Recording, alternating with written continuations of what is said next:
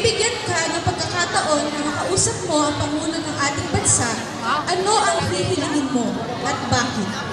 Inuulit ko, kung bibigyan ka ng pagkakataon na makausap ang Pangulo ng ating bansa, ano ang hihilingin mo at bakit?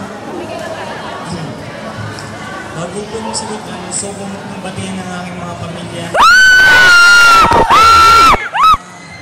Bakit pa ba? Kung hindi dahil sa inyo, wala ako dito ngayon.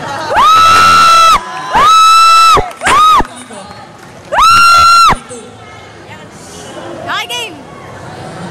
May isagot ko rin niya kung makakausap ko yung Pangulo. Makikiusap ako na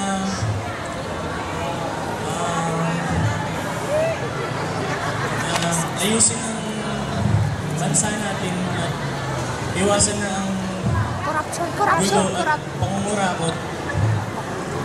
At sana maging maayos ang ating bansa at iwas utang muna. That's all. Maraming salamat sa inyo.